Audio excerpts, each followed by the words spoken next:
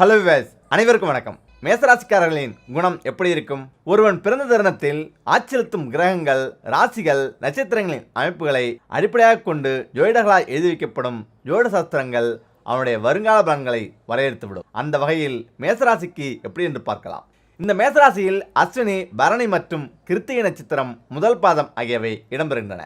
இந்த மேசராசியின் வடிவம் ஆற்றின் வடிவத்தை குறிக்கிறது. ராசி மண்டலத்தை மனித உடலாக உருவகப்படுத்தினால் மேசத்தை கபாலம் என்று சொல்லலாம். மேசராசி ஜாதகர்கள் பொதுவாக நேர்மையாக இருக்க விரும்புவார்கள். மேசராசியில் பிறந்த நீங்கள் சிங்கம் போல இருப்பீர்கள். இவர்களுக்கு பொய்ப்பித்தலாட்டம் செய்பவர்களை கண்டாலே பிடிக்காது. இவர்களுக்கு மற்றவர்கள் கஷ்டப்படுவதை கண்டால் உதவி செய்யும் மனப்பான்மை கொண்டிருப்பார்கள். அதேபோல் உடன்படுபவர்களில் நல்லவர்கள் யார், கெட்டவர்கள் யார் என்பதை சுலபமாக கண்டுபிடித்துள்ளார்கள். மேசராசியில் பிறந்தவர்கள் நடுத்தர உயரமும் கம்பீரமான தோற்றமும் கொண்டவர்கள். நிமிர்ந்த நேரான நடையும் கனிந்த பார்வையும் கொண்டவர்கள். பிறரின் பார்வைக்கு வெகுளியானவர் போல காட்சியளிப்பார்கள். நல்ல தீர்க்கமான ஆயுளும் தெய்வ பக்தியும் கொண்டிருப்பார்கள். பொறுமை என்பதே மேசராசிக்காரர்களுக்கு கிடையாது. நினைத்ததை உடனே சாதிக்க வேண்டும் என்ற துடிப்பு கொண்டவர்கள்.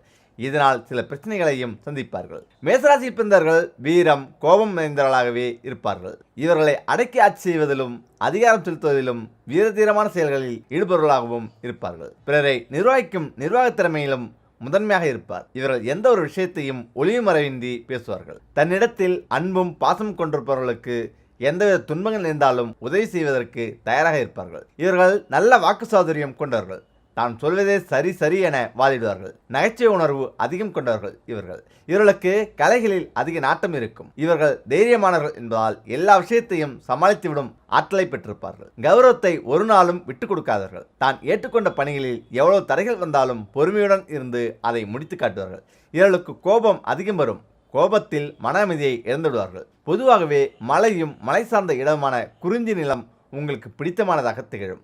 அப்படியான சூழலில் அமைந்த தலங்களில் உங்கள் ராசினான செவ்வாயை வழிநடத்தக்கூடிய தெய்வத்தை நீங்கள் தரிசிக்கும் போது உங்கள் வாழ்வு மலையளவு உயரும் என்பது உறுதி. முக்கியமாக வீட்டில் செல்வம் செழிக்க இதெல்லாம் செய்ய வேண்டும். சூரிய அஸ்தமானத்துக்கு பின் இந்த விஷயங்களை செஞ்சிடாதீங்க, இல்லைனா வறுமை வாட்டி எடுத்துரும். இந்து மதத்தில் சூரிய உதயம் மற்றும் சூரிய அஸ்தமானம் முக்கியமானதாக பார்க்கப்படுது. அதுவும் இந்த நேரங்களில் செய்ய வேண்டியவை மற்றும் செய்யக்கூடாதவை குறித்து ஜோதிடத்தில் விரிவாக கூறப்பட்டுள்ளது. முக்கியமாக சூரிய அஸ்தமானத்துக்கு பின் ஒரு சில விஷயங்களை செய்யக்கூடாது. இல்லாவிட்டால் அது அந்த வீட்டில் வறுமையையும் பிரச்சனைகளையும் வரவழைக்கும். அதனால்தான் வீட்டில் உள்ள பெரியவர்கள் மாலை வேலைக்கு பின் ஒரு சில விஷயங்களை செய்யக்கூடாது என்று கூறுகிறார்கள். பொதுவாக மாலை வேளையில், அதுவும் சூரிய அஸ்தமானத்துக்கு பின் எதிர்மறை ஆற்றல்கள், கெட்ட சக்திகள் அதிகம் சுற்றி கொண்டிருக்கும். மேலும் மாலை வேளையில்தான் லட்சுமி தேவி வீட்டிற்கு வருகை தருவார். இந்த நேரத்தில் ஒரு சில விஷயங்களை செய்வது லட்சுமி தேவியை அவமானப்படுத்துவதற்கு சமம். இப்போது சூரிய அஸ்தமானத்துக்கு பின் எந்த மாதிரியான விஷயங்களை செய்யக்கூடாது என்பதை காண்போம். மஞ்சள். சாஸ்திரத்தின்படி சூரிய அஸ்தமானத்துக்கு பின் யாருக்கும் மஞ்சளை கொடுக்கக்கூடாது. ஏனெனில் மஞ்சள் குருவுடன் தொடர்புடையது. குரு அதிர்ஷ்டம் மற்றும் செல்வத்தின் காரணியாக கருதப்படுகிறார். ஆகவே சூரிய அஸ்தமானத்துக்கு பின் மஞ்சளை மற்றவருக்கு கொடுத்தால் அது வீட்டில் உள்ள அதிர்ஷ்டம் மற்றும் செல்வத்தை மற்றவருக்கு கொடுப்பதற்கு சமம். இதன் விளைவாக வீட்டில் பணப்பிரச்சனைகளை சந்திக்க நேரிடும். வீட்டை பெருக்கக்கூடாது. துடப்பத்தில் லட்சுமி தேவி வசிக்கிறார். அதே சமயம் மாலை சூரிய அஸ்தமானத்தின் போது வீட்டிற்கு லட்சுமி தேவி வருகை தருவார். இந்த நேரத்தில் வீட்டில் உள்ள அழுக்கை சுத்தம் செய்தால் அது லட்சுமி தேவியை அவமானப்படுத்துவதற்கு சமம். லட்சுமி தேவியின் கோபத்திற்கு ஆளானால் அந்த வீட்டில் செல்வம் நிலைக்காது, வறுமையை கொண்டு வரும். எனவே மாலை வேளையில் வீட்டை பெருக்காதீர்கள். இரவு ஆன பிறகு கூட நீங்கள் பெருக்கலாம். துணிகளை துவைப்பது. சூரிய அஸ்தமானத்துக்கு பிறகு எதிர்மறை ஆற்றல் அதிகம் உழவும். எனவே இந்த நேரத்தில் துணிகளை துவைக்கவோ அல்லது துணிகளை காய வைக்கவோ கூடாது. அப்படி செய்தால் வெளியே உழவிக் கொண்டிருக்கும் எதிர்மறை ஆற்றல் துவைத்த துணியில் நுழைந்து தங்கிவிடும். பின் அந்த துணிகளை அணிபவர் உடல் மற்றும் மன ரீதியான பிரச்சனைகளை சந்திக்க நேரிடும். எனவே துணிகளை துவைக்கக்கூடாது. இந்த பொருட்களை தானம் செய்யாதீர்கள். சாஸ்திரத்தின்படி பால், சர்க்கரை, உப்பு போன்ற பொருட்களை சூரிய அஸ்தமானத்துக்கு பின் யாருக்கும் தானம் செய்யவோ அல்லது கடனாக கொடுக்கவோ கூடாது. அப்படி செய்தால் அந்த வீட்டில் உள்ள மகிழ்ச்சியும் செழிப்பும் பாதிக்கப்படும் மற்றும் வீட்டில் எப்போதும் பிரச்சனைகளை நிறைந்தவாறு இருக்கும். தூங்கக்கூடாது. மாலை வேளையில் சூரிய அஸ்தமானத்தின் போது வீட்டிற்கு லட்சுமி தேவி வருகை தருவார். அப்படி வரும்போது வீட்டில் விளக்குகளை ஏற்றி வீட்டை பிரகாசமாக வைத்திருக்காமல் படுத்து கொண்டிருந்தால் அது வீட்டிற்கு வரும் லட்சுமி தேவியை அவமானப்படுத்துவதோடு அவரது கோபத்திற்கு ஆளாக்கிவிடும். லட்சுமி தேவியின் கோபத்திற்கு ஆளானால் பணப்பிரச்சனைகளை அதிகம் சந்திக்க நேரிட்டு வீட்டில் வறுமை அதிகரிக்கும். அதனால் அஸ்தமனத்தின் போது தூங்கக்கூடாது. அதே போல இந்த பொருட்களை எப்பவும் மற்றவர்களிடம் கடனா வாங்கி பயன்படுத்தாதீங்க, இல்ல அது இழப்பை ஏற்படுத்தும். ஒவ்வொரு பெற்றோரும் தங்கள் பிள்ளைகளுக்கு எதையும் மற்றவர்களுடன் பகிர்ந்து வாழ வேண்டும் என்று கூறி வளர்த்திருப்பார்கள். இதனால் நாமும் நமது இன்பத் துன்பங்களை மட்டுமன்றி தங்களின் ஒரு சில பொருட்களையும் தங்களுக்கு பிடித்தவர்களுடன் பகிர்ந்து கொள்வோம். ஆனால் சாஸ்திரத்தின்படி ஒருவர் மற்றவர்களிடம் கடனாக ஒரு சில பொருட்களை வாங்கி பயன்படுத்துவது தீங்கை விளைவிக்கும். அதுவும் நாம் தினமும் பயன்படுத்தும் சில சிம்பிளான பொருட்களை மற்றவர்களுடன் பகிர்ந்து கொள்ளும்போது அதன் விளைவாக ஒருவரது முன்னேற்றத்தில் தடை, நிதிநிலை பலவீனம், ஆரோக்கிய பிரச்சனைகள் போன்றவற்றை சந்திக்க நேரிடும் என்று சாஸ்திரம் கூறுகிறது. இப்போது ஒருவர் மற்றவர்களுடன் எந்த மாதிரியான பொருட்களை கடனாக வாங்கி பயன்படுத்தக்கூடாது என்பது குறித்து காண்போம். அப்படி வாங்கி பயன்படுத்தினால் எந்த மாதிரியான விளைவை சந்திக்க நேரிடும் என்பதை காண்போம். ஆடைகளை பகிரக்கூடாது. வாஸ்து சட்டத்தின்படி ஒருவர் தங்கள் பயன்படுத்தும் ஆடைகளை மற்றவருக்கு கடனாகவோ அல்லது பயன்படுத்தவோ கொடுக்கக்கூடாது. ஏனெனில் ஒவ்வொருவரின் விதியும் ஆற்றலும் வேறுபட்டவை. இந்த நிலையில் ஒருவர் மற்றவரின் ஆடைகளை பயன்படுத்தும் போது அந்நபரின் விதி பாதிக்கப்படுவதோடு பணப்பிரச்சனைகளையும் சந்திக்க வேண்டியிருக்கும். கை கடிகாரம் கொடுக்கக்கூடாது. அனைவருக்குமே கடிகாரத்தின் மீது ஆசை இருக்கும். சிலர் தங்களின் கடிகாரத்தை மற்றவர்களுடன் பகிர்ந்து கொள்வார்கள். ஆனால் கடிகாரத்தை எப்போதும் மற்றவர்களுடன் பகிரக்கூடாது. ஒருவர் கடிகாரத்தை மற்றவர்கள் அணியும் போது அவரது மோசமான நேரம் அணிபவரின் மீது தாக்கத்தை ஏற்படுத்துவதாக நம்பப்படுகிறது. எனவே இந்த விஷயத்தில் கவனமாக இருக்க வேண்டும். இல்லாவிட்டால் துரதிர்ஷ்டம் துரத்தக்கூடும். கைக்குட்டையை பகிரக்கூடாது. வாஸ்துபடி ஒருவர் தங்களின் கைக்குட்டையை மற்றவர்களுடன் பகிர்ந்து கொள்ளக்கூடாது. அப்படி பகிர்ந்து கொண்டால் அது அந்த இருவருக்கும் இடையே விவாதத்தை அதிகரித்துவிடும் மற்றும் இருவருக்கும் இடையேயான உறவில் விரிசலை ஏற்படுத்தி பிரிவை உண்டாக்கிவிடும். பேனாவை பகிராதீர்கள். எப்போதும் ஒருவர் தங்களின் பேனாவை கடனாக கொடுக்கவோ அல்லது வழங்கவோ கூடாது. ஒருவேளை அவ்வாறு செய்தால் அதுவும் அந்த இருவருக்கும் இடையே பிரச்சனைகளை வரவைத்துவிடும். மேலும் நிதிநிலையில் ஏற்றத்தாழ்வுகளை ஏற்படுத்தி நிதி பிரச்சனைகளை சந்திக்க வைத்துவிடும். துரப்பத்தை பகிரக்கூடாது. வாஸ்துபடி லட்சுமி தேவி துரப்பத்தில் வாசம் செய்கிறார். அப்படிப்பட்ட துரப்பத்தை வீட்டில் இருந்து மற்றொரு கொடுக்கும்போது அது வீட்டில் உள்ள லட்சுமி தேவியை மற்றொரு கொடுப்பதற்கு சமம். அது தவிர மற்றவர்களின் துரப்பத்தை வாங்கி பயன்படுத்துவதை தவிர்க்க வேண்டும். இல்லாவிட்டால் அது வீட்டில் வாஸ்து குறைபாடுகளை ஏற்படுத்துவதோடு நிதிநிலையில் மோசமான தாக்கத்தை ஏற்படுத்தும். அதே நேரம் இந்த செயல்கள் செய்தால் உங்கள் வீட்டில் தெய்வசக்தி நுழையும் என தெரியுமா? வீட்டில் தெய்வசக்தி அதிகம் இருந்தால் கெட்டது விலகும், நல்லது விளையும்.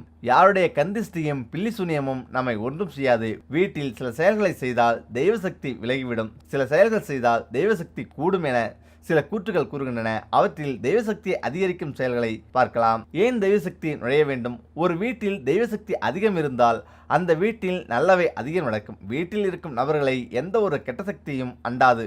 வீட்டில் செல்வமும் வெற்றியும் அதிகரிக்கும். பறவைகள். வீட்டில் அணில், சிட்டுக்குருவி, புறா, அணில் போன்ற பறவை விலங்குகள் இருந்தால் தெய்வசக்தி அதிகரிக்கும் என கூறப்படுகிறது. இந்த உயிரினங்களுக்கு தெய்வசக்தி அறியும் ஆற்றல் உள்ளது என அறியப்படுகிறது. நீங்கள் புதிதாகவோ குடிபோகும் வாடகை வீடு அல்லது சொந்த வீட்டிற்கு தெய்வசக்தியினை கொண்டு வர ஜீவசக்தி கொண்ட ஏதாவது ஒரு உயிரினத்தை கொண்டு செல்ல வேண்டும். மனிதர்களை காட்டிலும் பறவைகளிடம் இந்த ஜீவசக்தியானது அதிகமாக உள்ளது. நெற்கதிர். உங்கள் வீட்டு வாசலில் நெற்கதிரை கட்டி தொங்க விடுவதால் குருவி, புறா போன்ற பறவைகள் அதை உண்ண வந்து செல்லும். இந்த சந்தர்ப்பத்தில் அவை அங்கேயே கூடு கட்டி வாழ்ந்து குஞ்சு பொரிக்கவும் வாய்ப்புள்ளன. கலக்கக்கூடாது. புறா குருவி போன்ற ஜீவசக்தி ஜீவன்கள் கூடு கட்டினால் அதனை கலைக்கக்கூடாது. தெய்வசக்தி கொண்டு வரும் திறன் கொண்டவை இவை என்பதால் இவற்றின் கூட்டை கலைப்பது வீட்டிற்கு கெட்ட சகுனமாக அமையலாம். விரட்டவும் வேண்டாம். புறா, குருவி போன்ற பறவைகள் மற்றும் அணில் போன்ற உயிரினங்கள் உங்கள் வீட்டிற்கு வந்தால் அவற்றை விரட்ட வேண்டாம். இவை நமது வீட்டிற்கு வந்து போனாலே நமக்கு நல்லது நடக்கும். அதே போல அகல் விளக்கை இந்த திசையில் ஏற்றுவதால் கடன் சுமை மற்றும் கஷ்டங்கள் அதிகரிக்குமாம். கோயில்களில் மட்டுமன்றி வீடுகளிலும் அகல் விளக்கு ஏற்றி கடவுளை தொழுது வணங்கும் பண்பு பெரும்பாலானவர்களது வீடுகளில் நாம் காண முடியும். விழா காலங்கள், முக்கிய பூஜை நாட்கள் என்று இல்லாமல் தினமும் அகல் விளக்கு ஏற்றும் பழக்கத்தை பல வீடுகளில் காண முடியும். ஆனால் அகல் விளக்கை எந்த திசையில் ஏற்றினால் என்னென்ன நன்மை மற்றும் எந்த திசையில் ஏற்றினால் கடன் சுமை அதிகரிக்கும் என கூறப்பட்டுள்ளது பார்க்கலாம். கிழக்கு. அகல் விளக்கை கிழக்கு திசையில் ஏற்றினால் உங்களை பின்தொடரும் துன்பங்கள் நீங்கி சமூகத்தில் நல்ல மதிப்பும் பெயரும் கிடைக்கும் என கூறப்படுகிறது. மேற்கு. மேற்கு திசையில் அகல் விளக்கை ஏற்றினால் உறவுகளின் மத்தியில் ஒற்றுமை அதிகரிக்கும். வீட்டில் உள்ள கடன் தொல்லைகள் விலகும். வடக்கு. வடக்கு திசையில் அகல் விளக்கை ஏற்றினால் வீட்டில் மங்களகரமான செயல்கள் நடக்கும், செல்வம் பெருகும், மகிழ்ச்சி நிறையும். தெற்கு. தெற்கு திசையில் அகல்விளக்கு ஏற்றினால் எதிர்பாராத தொல்லைகள், கடன் சுமை மற்றும் எதிர்மறை தாக்கங்கள் வீட்டில் அதிகரிக்கும் என கூறப்பட்டுள்ளது. பஞ்சுத்திரி பயன்படுத்தி விளக்கேற்றுவதால் வாழ்க்கையில் சுபம் கூடும். தாமரைத்தண்டு திரி பயன்படுத்தி விளக்கேற்றினால் முன்பிறவி பாவங்கள் அகலும், செல்வம் பெருகும். வாழைத்தண்டு திரி பயன்படுத்தி விளக்கேற்றினால் குழந்தை பாக்கியம் கிடைக்கும். வெள்ளருக்கு பட்டைத்திரி பயன்படுத்தி விளக்கேற்றினால் செய்வினை விலகும், ஆயுள் அதிகரிக்கும். அதே நேரம் நெற்றியில் திருநீறு, குங்குமம் போன்ற மங்கள பொருட்கள் அணிவது எதற்காக நாம் நெற்றியில் திருநீர் மற்றும் குங்குமம் போன்ற மங்கள பொருட்கள் அணிந்து கொள்கிறோம் என்பதின் தத்துவம் பற்றி காண்போம். விபூதி திருநீர் எனப்படுவது சர்வ மங்களங்களையும் அளிக்கக்கூடியது. வீட்டில் வளர்க்கும் செடி கொடிகளில் பூச்சி வந்தால் அடுப்பு சாம்பலை எடுத்து அவற்றின் மீது தெளிப்பார்கள், பூச்சிகள் போய்விடும், செடி கொடிகள் பாதுகாக்கப்படும். சாதாரண அடுப்பு சாம்பலுக்கு அந்த ஆற்றல் என்றால் விதிப்படி தயாரிக்கப்படும் திருநீருக்கு எவ்வளவு சக்தி இருக்கும். திருநீரை அணிபவர்கள் ஆரோக்கியமும் மன அமைதியும் பெறுவார்கள் என்று சொல்வார். மஞ்சள் கலந்து முறைப்படி தயாரிக்கப்பட்ட குங்குமம் திருஷ்டி முதலான தோஷங்களையும் பில்லி சூனியம் முதலான தீமைகளையும் தடுக்கக்கூடியது. அதே சமயம் இவர்களுக்கெல்லாம் மறுபிறவி கிடையாதாம்.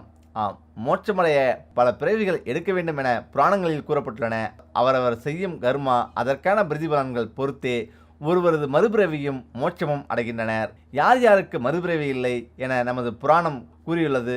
நிகழும் பிறவியில் அந்த உயிருக்கான கர்மாவின் விதிப்படி ஒருவரது பிறவிகள் அந்த பிறவியின் பயன்கள் அமையும் என யமதர்மராஜா கூறுகிறார். நாரத புராணம். யமதர்மராஜா மற்றும் அரசன் பகீரதன் நாரத புராண உரையாடலில் ஒரு உயிரின் பிறப்பு இறப்பு சுழற்சி எப்படி நிகழும், எப்போது முடிவு பெறும் என்பது பற்றி அழகாக உரையாடியிருப்பார்கள். பிறப்பும் இறப்பும். அதில் மனிதர்கள் ஒரு சில செயல்களில் ஈடுபடுவதன் பயனால் இந்த பிறப்பு இறப்பு என்னும் சக்கர சுழற்சியில் இருந்து விடுபட்டு மறுபிறவியின்றி மோட்சமடையலாம் என நாரத புராணத்தில் கூறப்பட்டுள்ளது. ஏகாதசி நாளில் கடவுள் விஷ்ணுவை நறுமண மலர்கள் கொண்டு வணங்கும் நபர்களின் பாவங்கள் கழியும் என கூறப்பட்டுள்ளது. நெய்விளக்கு. கடவுள் விஷ்ணு மற்றும் சிவனை நெய்விளக்கு ஏற்றி வணங்கி வந்தால் அது கங்கையில் குளித்து பாவத்தை கழித்ததற்கு சமம். இதனால் புண்ணியம் கூடும், பாவங்கள் கழியும் என கூறப்பட்டுள்ளது. கடவுள் துளசி இலையை கொண்டு கடவுள் விஷ்ணு மற்றும் தேவியை வணங்கி வந்தால் பாவங்கள் தீரும் என கூறப்பட்டுள்ளது. இந்த ராசிக்காரர்கள் எப்படி இருக்க வேண்டும்? 1. மற்றவர்களிடமிருந்து உங்களுக்கு தெரியாத விஷயங்களை கற்றுக்கொள்ளுங்கள். அடுத்தவர்களிடம் தேவையில்லாமல் பேசுவதை தவிர்க்கவும். உங்களுடைய வேலைகளில் அலட்சியமில்லாமல் எப்பொழுதும் ஆர்வமாக இருங்கள். எந்த ஒரு செயலிலும் நீங்கள் ஆழ்ந்து ஆர்வமாக செய்யும்போதுதான் உங்களுடைய வெற்றி மிக விரைவில் கைகூடி வரும். 2. மனிதர் என்றாலே அனைவருக்கும் வாழ்க்கையில் குறிக்கோள் என்பது இருக்கும். நான் டாக்டராக வேண்டும், கலெக்டர், காவல்துறை அதிகாரியாக வேண்டும் என்று பலருக்கும் பல குறிக்கோள் இருக்கும். அந்த குறிக்கோளை எந்த சூழலுக்காகவும் விட்டு கொடுக்காதீர்கள்.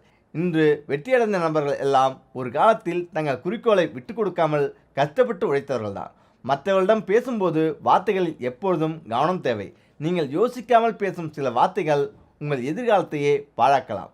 4. நேரத்தினை வீணாக்காமல் கடைபிடிக்கவும். வெளியில் எந்த இடத்திற்கு சென்றாலும் சரியான நேரத்திற்கு செல்லுங்கள். 5. எப்பொழுதும் செய்யும் வேலைகளில் ஹார்ட் ஒர்க் செய்வதை தவிர்த்து ஸ்மார்ட் ஒர்க் செய்வதை பின்பற்றுங்கள். 6.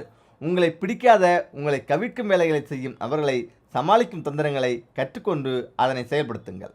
7. உங்களுக்கென்று தனித்துவமான குறிக்கோளை வைத்துக்கொள்ளுங்கள். அதே நேரத்தில் ஒவ்வொரு காலத்திற்கும் ஒரு குறிக்கோளை வைத்துக்கொண்டு அதை நோக்கி முன்னேறுங்கள். 8. வெளியில் எங்கு சென்றாலும் மற்றவர்களிடம் தொடர்பை வளர்த்துக் கொள்ளுங்கள். இந்த தொடர்புகள் நீங்கள் கஷ்டத்தில் இருக்கும்போது உங்களுக்கு கண்டிப்பாக கை கொடுக்கும். 9. இன்றைய உலகமானது போட்டியில்தான் போய்கொண்டிருக்கிறது. முக்கியமாக வேலை, தொழில் போன்றவற்றில் போட்டி அதிகமாகிவிட்டது. ஆனால் சில குறிப்பிட்ட பழக்க வழக்கங்கள் இல்லாத காரணத்தினால் சில இளைஞர்கள் வாழ்க்கையில் வெற்றி பெற முடியாமல் தவிக்கிறார்கள்.